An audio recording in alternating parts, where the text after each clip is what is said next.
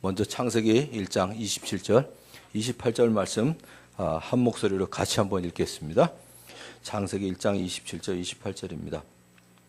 하나님이 당신의 형상대로 사람을 창조하셨으니 곧 하나님의 형상대로 사람을 창조하셨다. 하나님이 그들을 남자와 여자로 창조하셨다. 하나님이 그들에게 복을 베푸셨다. 하나님이 그들에게 말씀하시기를 생육하고 번성하여 땅에 충만하여라. 땅을 정복하여라. 바다의 고기와 공중의 새와 땅 위에서 살아 움직이는 모든 생물을 다스려라 하셨다. 아멘. 50장 20절 같이 또 보겠습니다. 50장 20절입니다. 같이 읽겠습니다. 형님들은 나를 해치려고 하였지만 하나님은 오히려 그것을 선하게 바꾸셔서 오늘과 같이 수많은 사람의 생명을 구원하셨습니다. 아멘. 우리 교회 교육부에서 금년은 하나님의 말씀을 암송하는 일에 중점을 두었습니다. 내년에는 교육부에서 하나님의 말씀을 읽는 일에 중점을 두겠다는 그러한 계획을 저에게 알려왔습니다. 그래서 이에 맞춰서 저도 하나님의 말씀을 전체적으로 이해할 수 있도록 오늘부터 이제 66주에 걸쳐서 성경 전체를 설교할 계획입니다. 제가 조금 빨리 나가야 교육부를 맡고 있는 사람들이 1월 달부터 말씀을 시작을 할 수 있을 것 같아서 10월부터 할 거고요. 그래야 아마 2017년 초까지 아마 66권이 다 맞춰지지 않을까 하는 생각이 듭니다. 물론 강의가 아닙니다. 주일날 제가 설교하는 것은 강의가 아니고 설교이기 때문에 각 책에 대한 전반적인 내용은 제가 정리를 해드리겠지만 특정 성경 구절이나 사건에 맞춰서 아마 말씀을 전할 겁니다. 그래서 여러분들이 제가 설교하는 대로 한 주일에 한 책씩 읽으시면 66주 만에 어쨌든 한 번 읽게 되세요. 저도 이제 한번 창세기 다 읽고 그리고 이제 설교 준비했는데 여러분들은 설교 듣기 전에 먼저 하셔도 좋고 설교 들으신 다음에 한 책을 읽으시면 어쨌든 66주 만에 한 번 읽으시게 됩니다. 자, 창세기는 가장 기원이 되고 믿음의 가장 기본이 되는 선언으로 시작이 됩니다. 여러분들 1절 잘 아시죠? 태초에 하나님이 천지를 창조하셨다. 하나님께서 천지를 창조하셨다는 사실을 믿는 사람은 하나님을 믿기가 쉽습니다. 하나님이 천지를 창조하셨다. 이 사실을 믿는다면 하나님을 믿을 수 있습니다. 천지를 창조하신 하나님이시기 때문에 하나님께서 하시지 못할 일이 아무것도 없죠. 무에서 유를 창조하신 하나님이시기 때문에 죽은 자를 살리는 것도 가능하고 모든 일이 가능합니다. 그런데 하나님을 믿는다고 하면서도 하나님께서 천지를 창조하셨다에 대해서 온전히 믿지 못하면 부분적으로밖에 믿을 수가 없습니다.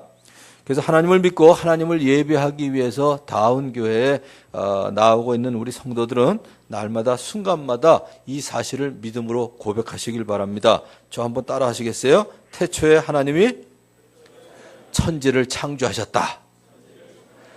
순간마다 날마다 아무튼 이걸 고백해 보세요. 하나님이 천지를 창조하셨다. 천지를 창조하신 분이 못하실 일이 있을까요? 천지를 창조하신 분이 내 어려움을 극복하도록 도와주시지 못할까요? 창세기 1장 1절 성경에 제일 먼저 나오는 태초에 하나님이 천지를 창조하셨다. 이 믿음이 있으면, 이 믿음만 분명하면 우리는 두려워할 필요도 없고 염려할 필요도 없습니다. 모든 일에 승리할 수 있습니다. 천지를 창조하신 하나님이 바로 나의 아버지 하나님이시기 때문에 그렇습니다. 이제 여러분들이 책 66권을 쭉 보면서 매 책마다 간단히 외울 수 있도록 제가 해드리겠습니다. 대개 이제 세 단어로 될 터인데 창세기는 조금 다르긴 해요. 그 다음에 이제 나중에 사사기도 조금 다르긴 해요. 사사기는 딱 한 자로 이제 요약을 할 건데, 여러분들이, 이게 소주제로 드리는 것만 이렇게 쭉 외워두시면 성경 전체를 파악하시는 데 도움이 될 겁니다. 자, 창세기는 저 한번 따라하세요. 또, 창조 타락, 홍수 바벨탑. 그 다음 두 번째는 아이아요. 아이아요가 뭐냐면 아브라함, 이삭, 야곱, 요셉. 첫 자를 따면 아이아요. 이렇게 외우시면 돼요. 자, 하나님의 창조 중에 하이라이트는 사람들과 교제를 나누시기 위해서 사람을 만드신 일입니다. 다른 피조물을 만드실 때는 전부 말씀으로 만드셨어요. 자, 우리 교인들은 거의 다 외우시죠? 첫째 날 만드실 때 뭘 만드셨나요? 빛이 있으라. 그러시니까 빛이 있었어요. 두 번째 날은 이 지구를 전부 이렇게 물이 싸고 있었는데 물을 둘로 갈라지게 하셨습니다. 그래서 땅 위에 있는 물하고 땅 위에 있는 물하고 둘로 갈라지게. 그래서 어떤 모양이냐면 여러분들이 온실을 생각하시면 돼요. 그래서 그 안에서 사람들이 보호된 가운데 살 수 있었는데 나중에 가면 홍수 때 위에 있는 물이 터져서 홍수가 났거든요. 그래서 이제 그게 깨지게 된 거예요. 지금 뭐 오존층이 깨졌다든지 자외선에 뭐 아무튼 피해를 본다든지 그런 일들이 왜 생겼냐면 노아의 홍수 때 위에 있는 물이 터진 거거든요. 그러니까 쉽게 얘기하자면 첫째 날 빛이 있으라 하셨고요. 둘째 날 물이 갈라져서 그 사이에 궁창, 이 공중이 있게 만드신 거예요. 공중이. 자, 요걸 기억하셔야 돼요. 첫째 날 빛, 둘째 날 물과 궁창. 그냥 궁창 그러시면 돼요.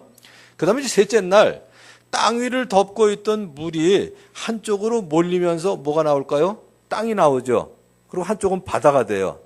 왜냐하면 그냥 동그라면 물이 둘러싸가지고 사람 살 데가 아무도 없죠. 짐승이. 그러니까 한쪽으로 몰리도록 이렇게 하니까 땅이 생긴 거예요. 그리고 땅 위에 나무가 생기면서 열매를 맺는 과목을 만드셨습니다. 요거 세 개만 기억하시면 나머지는 다 외우세요.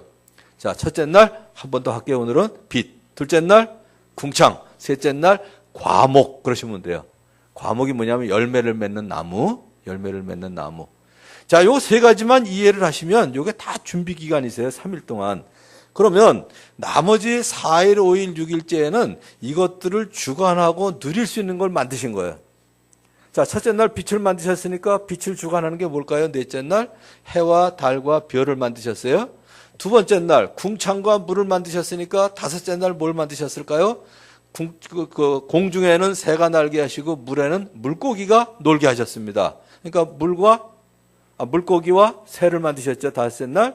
자, 셋째 날 과목을 만드셨으니까 과목을 먹고 누릴 게 누굴까요? 짐승을 만드신 거예요. 그리고 같은 날 6일째 되는 날 제일 마지막 하이라이트에 누구를 만드셨냐? 사람을 만드셨습니다. 그런데 사람은 사람이 있으라 그러고 만드신 게 아니고 사람이 있으라 그렇게 만드신 게 아니고 사람을 만드실 때는 땅의 흙을로 지으시고보다는 빚으시고 이 말이 더 좋은 것 같아요. 그리고 그의 코에 생명의 기운을 불어넣으셔서 생명체가 되도록 인격적으로 만드셨습니다. 한마디로 하나님은 사람을 왜 만드셨을까요? 사람들과 교제하기 위해서 만드셨습니다. 사람은 하나님의 형상을 따라 하나님께서 만드신 하나님의 작품입니다. 그래서 우리 교회에서 여러분들 주보에 보시면 매주 보시는 거예요. 이 얘기를 했는데 그런 게 있었어요? 그러고 하시는 분들이 많더라고요. 제일 첫 번째 나오는 게 뭐냐면 건강한 자아상이에요. 왜냐하면 사람은 그러니까 너무 이렇게 포괄적이라 그러지 마시고 나는 여러분이에요. 나는 하나님의 형상을 담도록 하나님이 만드신 작품입니다. 그만큼 귀중한 존재를 알고 건강한 자아상을 가져야 합니다. 자, 두 번째는 남자와 여자를 만드셨습니다. 그만큼 하나님의 결혼과 가정은 하나님께서 제정하신 원리입니다. 그래서 하나님께서 만드신 결혼과 가정의 원리를 따라서 건전한 가정을 이루는 것이 사람이 해야 될 본분입니다. 그리고 3일 동안 준비하시고 또 4일, 5일, 6일 동안 그것들을 주관하고 다스릴 거를 다 만드실 때마다 매일 뭐라고 얘기하셨냐면 보시기에 좋았더라 그랬어요. 여러분 뭐 만드실 때 그럴 때 있잖아요. 저는 만드는 걸 좋아하기 때문에 그럴 때가 많은데 야, 이건 정말 내가 봐도 잘 만들었다 할 때가 있어요. 내가 봐도 정말 잘 만들었다. 정성껏 돈 들여서 시간 들여서 정성껏 만드는 거 아무나 저 못 만지게 해요. 진짜 내가 사랑하거나 내가 존경하는 사람은 만지게 하죠. 그런데 6일 동안 만드시고 정말 보기에 좋았던 거를 누구한테 맡기셨냐면 사람에게 맡기셨습니다. 그게 바로 직업이에요. 직업. 그래서 건실한 직업관. 이 세 가지가 아주 중요한 원리입니다. 건전한 자아상, 건강한 자아상, 건전한 가정관, 그리고 건실한 직업관. 이거 세상에서 진리를 추구하는 사람들이 이 용어 만든 거 보면 성경에 보면 다 나오는 것들이에요. 수신, 제가, 치국. 이 세 가지가 바로 창세기 1장 27절, 28절입니다. 그런데 인간의 죄로 말미암아 건강한 자아상이 뭘로 깨졌나요? 절대적인 자아상을 가져야 되는데 하나님께서 나를 하나님의 모양, 하나님의 형상대로 만드셨다. 이 절대적인 자아상을 가져야 되는데 이게 깨졌어요. 뭘로요? 비교의식으로. 한마디로 누가 더 잘났냐, 누가 더 높으냐 이거죠. 그래서 권력욕, 명예욕 이게 이제까지 문제였다면 요즘은 특별히 젊은이들 가운데 하나가 더 늘어난 것 같아요. 인기에 대한 관심이 엄청 커진 것 같아요. 인기. 누가 더 관심을 끄냐. 그래서 그 틈을 타고 들어온 것이 하의 실종이라는 말까지 만들어낸 유행이라고 봅니다. 사람들에게 관심 끄는 거죠. 건전한 가정과 부부 사이에만 허락하신 성관계를 동성애를 비롯한 음란한 관계들을 통해서 쾌락을 즐기는 방향으로 오염되고 타락을 해버렸습니다. 건실한 직업가는 어떻게 바뀌었을까요? 돈 버는 도구로 바꿔버리는 타락의 길을 사람들은 선택했습니다. 이 일은 결코 저주로 주신 게 아니에요. 가끔 그러시는 분들이 있더라고요. 아담이 죄를 져가지고 이놈의 일을 하게 됐다고. 아니에요. 원래 일은 축복이에요. 여러분들 한 40대 초반에 일자리 잃고 아무것도 안 해보세요. 일 안 하는 것처럼 저주가 없어요. 특별히 산업화된 이후에 생산성하고 경쟁력을 강조하는 문화 속에서 일이 사람들에게 스트레스의 주 원인이 되어버렸습니다. 첫째 날부터 여섯째 날까지 하나님은 일하시는 하나님이셨어요. 첫째 날부터 여섯째 날까지 일하셨어요. 그래서 자신에게 주어진 은사와 재능을 따라 잘할 수 있는 일은 재미가 있습니다. 재미가 있는 일은 밤잠을 못 자도 땀을 흘려도 즐겁습니다. 그런 일을 통해서 다른 사람들을 유익하게 하도록 하나님께서 우리에게 일을 할 수 있는 특권을 주셨습니다. 그런데 지금은 어떻게 됐어요? 직업이 오직 돈을 버는 수단으로 오염이 되어버린 거예요. 그래서 괴로운 거죠. 자, 그래서 하나님께서는 홍수를 통해서 다시 시작하도록 하셨습니다. 보통 홍수 심판 그러는데 나는 심판이라는 말이 싫어요. 홍수 심판이라기보다는 홍수로 인해서 다시 시작하도록 저는 재창조하신 것 같아요. 깨끗하게 하시기 위해서. 그러나 사람들은 하나님과 겨루어 이기려는 목적으로 바벨탑을 쌓았습니다. 하나님께서 이 사람들의 죄악이 점점 더 커지는 것을 막기 위해서 언어를 뒤섞으셨어요. 한마디로 얘기하자면 어순을 바꾸신 거예요. 주어, 동사, 목적어가 영어하고 우리나라 말만 봐도 순서가 다르죠. 온통 뒤섞으셨어요. 그리고 사람들을 온 땅으로 흩으셨습니다. 생수의 근원 되시는 주님을 버리는 것이 죄 중에 죄예요. 생수의 근원이 되시는 주님을 버리면 그때부터 어떻게 해야 돼요? 스스로 물을 얻기 위해서 웅덩이를 파야 돼요. 그런데 그 웅덩이는 물을 저축하지 못할 웅덩이입니다. 그러니까 사람들이 스스로 웅덩이를 파는 일은 죄일 뿐더러 그 자체가 죄예요. 이렇게 생각하시면 돼요. 말을 듣지 않는 어린애들, 특별히 요새 이제 우리 손주들이 드디어 이제 그 나이가 돼가지고 말을 안 듣기 시작해요. 말을 안 들어요. 그러고선 일을 그르쳐놔. 뭘 망가뜨려 놔요. 그러고선 아이고 그거 망가졌구나. 그러고 제가 고치려고 하면요. 죄송해요. 이것 좀 고쳐주세요. 안 그러더라고요 요새. 이게 만 4년이 지나니까 애들이 맞을 준비가 되더라고요. 다 망가뜨려 놓고 고치려고 하면 자기가 고친다고 더 망가뜨려 놔요. 근데 그게 사람들하고 똑같아요. 하나님 말씀 안 듣고 망가졌잖아요. 망가졌으면 얼른 죄송합니다 그러고 돌아와서 회개를 해야 되는데 자기가 하려고 하는 거예요. 근데 돼요? 안 되죠. 그러니까 이 죄가 뭐냐면 첫째, 말을 듣지 않은 게 죄예요. 말을 듣지 않고 망가뜨린 게 죄예요. 그 다음에 또 죄가 뭐냐면 나한테 부탁을 하고 나보고 고쳐주세요 그러지 않고 스스로 고치려 하는 거, 이거는 자립정신을 기르는 거하고는 다른 의미예요.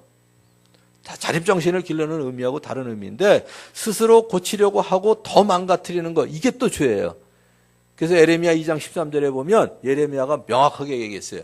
내 백성이 두 가지 악을 행하였나니 첫째는 생수의 근원되는 나를 버린 것과 두 번째 스스로 웅덩이를 판 것인데 그것은 물을 저축치 못할 터진 웅덩이니라. 애들이 말 안 듣는 거하고 두 단계가 너무 똑같아요. 그래서 생수의 근원 되시는 하나님과 늘 친밀한 교제를 나누면서 동행하는 여러분이 되시기를 먼저 주님의 이름으로 축원합니다. 그게 복이에요. 전혀 물이 고이지 않는 웅덩이를 스스로 파는 어리석음을 버리고 하나님의 은혜로 사는 복된 삶을 누리시기를 주님의 이름으로 축원합니다. 자, 이제 두 번째, 이게 이제 11장까지의 얘기고 12장부터 아브라함, 이삭, 야곱, 요셉에 대한 얘기예요. 외우기 좋게 이렇게 외우시면 제일 좋아요. 이 머리통이 동그랗잖아요. 옆에다 이제 모음만 붙이면 돼. 아, 이, 야, 요 이렇게 붙이면 아이야요. 이 네 명 그려놓고요. 머리통에다가 모음만 붙이면 돼. 아이야요. 외우기도 좋아요. 인간의 타락에도 불구하고 하나님은 여전히 그들을 구원하기를 원하셨습니다. 사람이 죄를 지었을 때 하나님께서 매를 대시고 꾸지람하시는 이유는 한 가지밖에 없어요. 징계가 아니에요. 사랑이에요. 사랑. 매와 꾸지람은 지혜를 얻게 만들어줍니다. 내버려둔 자식은 그 어머니를 욕되게 합니다. 어떤 잘못을 해도 징계를 받지 않는다고 하면 그거는 사생자지 참 자녀가 아니라고 성경은 분명히 지적하고 있습니다. 우리를 징계하실 때 하나님의 마음은 이렇습니다. 너희를 향한 내 생각은 내가 하나니 재앙이 아니라 곧 평안이요 너희 장래에 소망을 주려는 것이다. 이게 바로 주님의 마음이에요. 그래서 너희가 나를 부르고 나에게 와서 기도하면 내가 너희의 호소를 들어주겠다. 너희가 나를 찾으면 나를 만날 것이다. 너희가 온전한 마음으로 나를 찾기만 하면. 이게 에레미야를 통해서 보여주시는 하나님의 마음입니다. 그래서 창세기 12장에 가면 하나님의 말씀을 우선 맡기시기 위해서, 첫째, 하나님의 말씀을 맡기시기 위해서, 그리고 다른 민족들에게 하나님을 증거할 수 있도록, 그리고 한 민족을 세우시기 위해서 아브라함을 부르셨습니다. 그리고 그 백성을 통해서 메시아, 구원자가 오시도록 계획을 하셨습니다. 아브라함은 나이 75에 살고 있던 땅을 떠나라는 하나님의 말씀에 순종해서 길을 떠났어요. 그리고 아브라함의 나이 99살이 됐을 때 언약을 세우시면서 크게 번성하게 하실 것을 약속을 하셨습니다. 그리고 큰 민족, 모든 민족, 여러 민족의 조상이 될 것을 약속하시면서 여러 민족의 아버지라는 이름으로 아브라함이라는 이름을 지어주셨어요.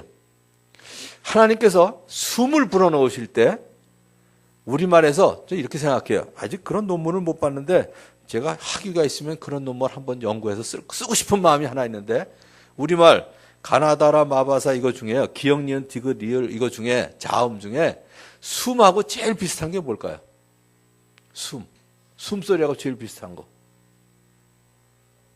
그렇죠. 시옷 아니면 히읗이겠죠. 그죠? 시옷보다는 히읗 같아. 근데 사실은 히브리어에도 그 말이 있거든요. 근데 하나님께서 이렇게 이름을 지어주시고 숨을 불어넣으시고 나면 꼭 히읗이 하나 더 들어가요. 히브리어에. 아브라함이 어떻게 돼요? 아브라함이 되거든요. 근데 보니까 사례도 그래요. 사례도 열방의 어머니가 될 거다 그래가지고 사라 이렇게 나오는데 사실 정확한 발음은 사라 이게 되거든요. 그래서 하나님이 숨을 불어넣으시면 꼭 이게 히읗 발음이 하나 더 들어가요. 아직 제가 뭐 많이 보지 않아서 그런 것 같은데 아무튼 재밌는 논문을 써도 재밌을 것 같아요. 어쨌든 아브라함, 여러 민족의 아버지라는 이름으로 아브라함이라는 이름을 지어주셨습니다. 그런데 이 아브라함이 외아들 이삭을 번제물로 바치라는 말씀을 순종할 수 있는 믿음을 보였고, 하나님께서는 그에게 큰 복을 주면서 그의 자손이 크게 불어날 것을 약속하셨습니다. 하나님의 약속은 이삭의 아들 야곱에게 계속 이어졌고, 야곱을 통해 태어난 12아들은 이스라엘의 12지파를 이루게 되었습니다. 그런데 야곱의 12아들 중에 11번째 요셉이죠. 형들의 허물을 아버지에게 일러 바칠 정도로 정직하고 성실했어요. 약삭 빨아서 그런 게 아니라 정직하고 성실하기 때문에 형들이 아버지의 뜻을 어기는 거에 대해서 보고 말 수가 없었어요. 그래서 저는 일렀다고 봐요. 야비하게 일른 게 아니라. 게다가 늙음하게 얻은 요셉이기 때문에 다른 아들들보다 아버지의 사랑을 더 받았습니다. 이로 인해서 요셉이 형들로부터 미움을 받게 됐어요. 그래서 결국 이집트의 종으로 팔려갔고 여주인의 모함으로 감옥으로 가게 되기도 했습니다. 그러나 하나님께서는 이것조차도 선하게 바꾸셔서 오늘 우리가 읽은 말씀처럼 50장 20절 말씀처럼 요셉을 총리가 되게 하셨고 이스라엘 백성과 수많은 사람의 생명을 구원하는 역사를 하셨습니다. 요셉이 이집트의 총리로 있을 때 아버지 야곱과 그리고 형제들 70명이 이집트로 내려와 살았습니다. 그때 이집트의 바로 왕이 물어봤어요. 직업이 뭐냐고. 다 아시죠? 그리고 형들에게 그냥 솔직하게 대답하라고 요셉이 가르쳐줬어요. 뭐라고 그랬나요? 목축이라고 그랬어요. 저 멋있게 얘기하면 목축인데요. 목축인데 더 쉽게 얘기하자면 짐승 똥 냄새를 맡아야 되거든요. 그러니까 이집트 사람들이 그거를 꺼리고 가까이 하기를 싫어했어요. 짐승 치는 거야. 그러면서 어디로 했어요? 이집트에 못 들어오게 하고, 이집트긴 하지만 변두리에 나일강 하구, 그러니까 삼각주죠. 고센 땅에 머물게 했습니다. 그런데 이 고센 땅이 어떤 땅이냐면 나일강 하류에 위치한 삼각주로 아주 비옥한 땅이었고, 이집트 사람들의 접근이 잘 안 되는 그 땅에서, 물론 나중에 이제 고생을 할 때는 뭐 노예로 고생을 했지만, 거기에서 뭘 하게 됐냐면 이스라엘 백성들이 번창하게 되는 복을 누리게 하셨습니다. 그래서 그 사실 고센 땅은 70명의 이스라엘 사람들이 들어와서 그 70명이 400년 후에 이집트를 벗어날 때는 전쟁에 참여할 수 있는 장정들만 60만 명이 됐어요. 근데 계산해 보면 400년이면 그 정도 돼요. 70명이. 전 또 깐깐해가지고 이걸 한번 계산을 해봤거든요.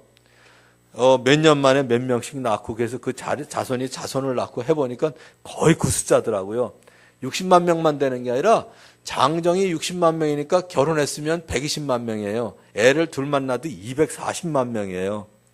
거기다가 노인들까지 합치면 거의 300만 명이 나온 거거든요. 거의 그 숫자가 돼요. 그 숫자가. 그게 바로 하나님께서 그들을 번창시키시기 위한 하나님의 은혜였습니다. 우리는 종종 원하는 대학에 합격이 되거나 원하는 대기업에 들어가야 하나님께서 나와 함께 하셨고 형통하게 하셨다, 이렇게 말하곤 합니다. 그러나 요셉에게 주님께서 함께 계시면서 돌보아 주신다고 기록된 때는 2번 나오는데 그와는 달라요. 첫 번째가 언제냐면 형들에게 미움을 받아서 이집트 바로의 신하인 경호대장 보디발의 집에 종으로 팔려갔을 때 바로 이 내용을 써요. 하나님께서 그와 함께 계셔서 돌보아 주셨다. 언제? 앞길이 잘 열리도록, 앞길이 보이지 않을 때 하나님께서 돌봐 주셨어요. 또 한 번은 보디발의 아내의 모함으로 감옥에 갇혀 있을 때 주님께서 그와 함께 계시면서 돌보아 주시고 그를 한결같이 사랑하셔서 간수장의 눈에 들게 하셨다. 이렇게 기록되어 있습니다. 자, 여기 이제 부모가 되신 분이 많으니까 한번 생각해 보세요. 애들이 유치원을 가거나 초등학교에 들어가면 이제 내 방 가서 자, 그러고 따로 자기를 원해요.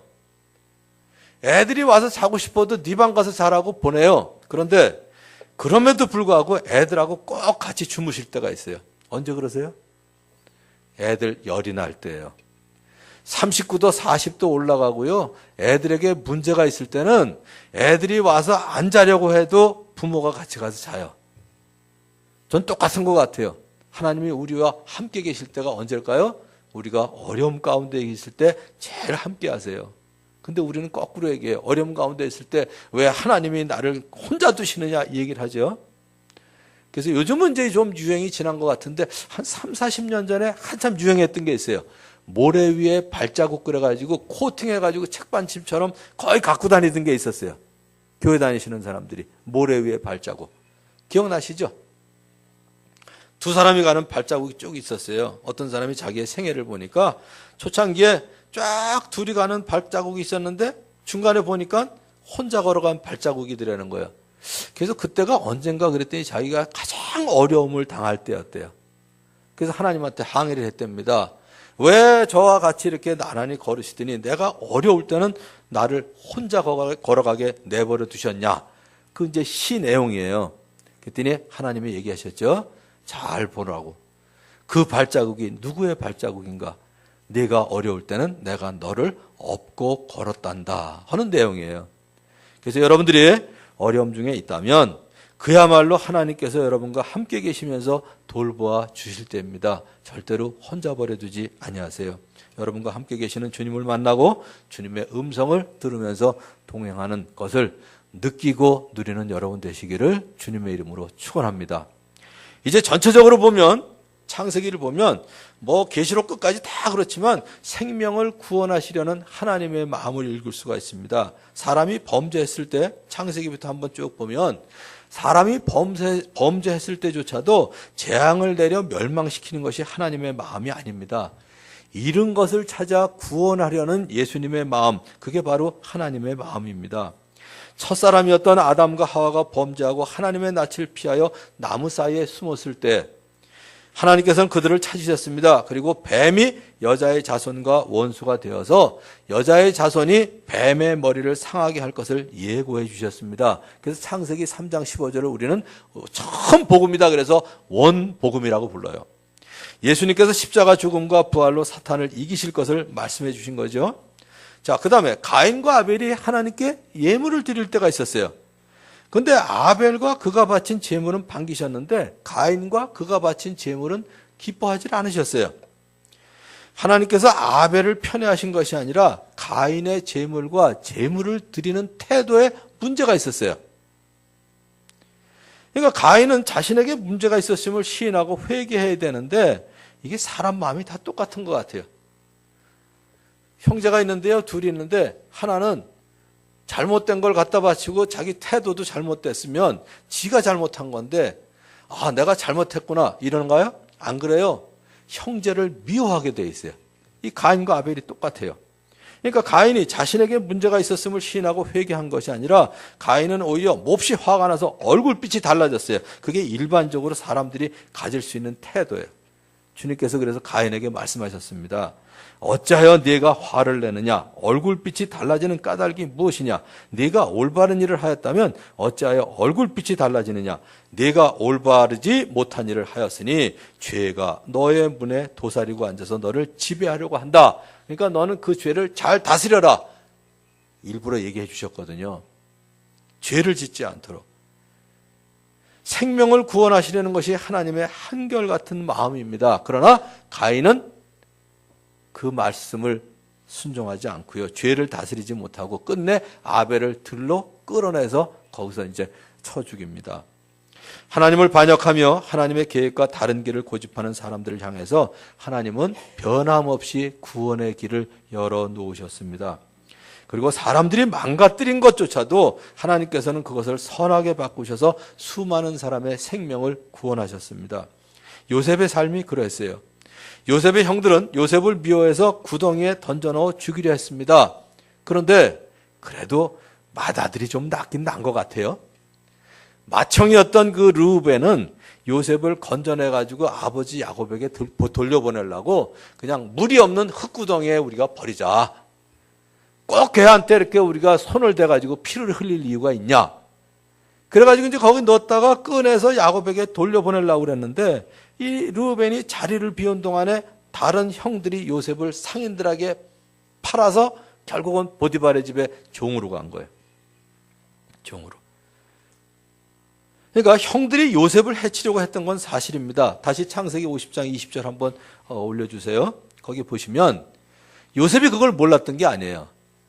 형들은 나를 해하려고 했지만 형님들은 나를 해치려고 했지만 하나님은 오히려 그것을 선하게 바꾸셔서 오늘과 같이 수많은 사람의 생명을 구원하셨습니다. 이게 바로 하나님의 마음이고 하나님의 섭리예요. 우리가 실수로 제가 읽은 글 중에 머리에 남는 거, 마음속에 남는 거, 잊혀지지 않는 글이 있어요. 우리가 실수로 도자기를 깨뜨리면 하나님은 그 조각으로 더 멋있는 모자이크 작품을 만드신다고 그래요. 그래서 일부러 깨실 필요는 없어요. 실수로 깬 것조차도 때로는 내 죄로 말미암아 깨진 도자기조차도 그 조각을 가지고 멋있는 모자이크를 작품을 만드신다는 그런 글을 어디서 읽은 적이 있어요. 여러분들 잘 아시죠? 로마서 8장 28절 뭐 어려울 때마다 제가 외우는 구절인데 로마서 8장 28절도 너무 시간이 오래 걸려서 전 꼭 그렇게 해요. 롬828 이렇게 하거든요. 롬828 로마서 8장 28절이에요.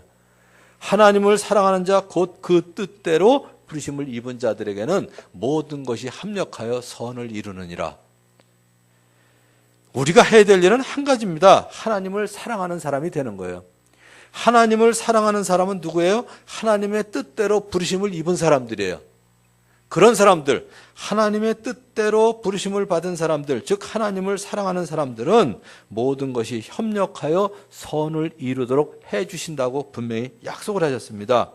이제 모든 것이 합력하여 선을 이루도록 하시는 하나님을 믿으시는 여러분이 되시길 바랍니다.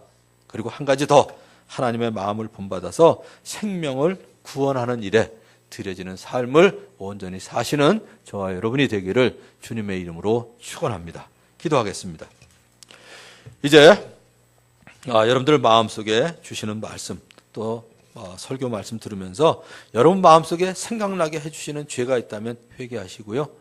감사할 일이 있다면 감사하시고요. 또 새로운 다짐이 있다면 주님 앞에 그 다짐을 가지고 서원하는 기도를 하시기 바랍니다. 1분 각자 침묵 가운데 기도하시고 제가 기도하도록 하겠습니다. 하나님 아버지, 이 시간에 꼭 두 가지 말씀은 믿게 하여 주시옵소서.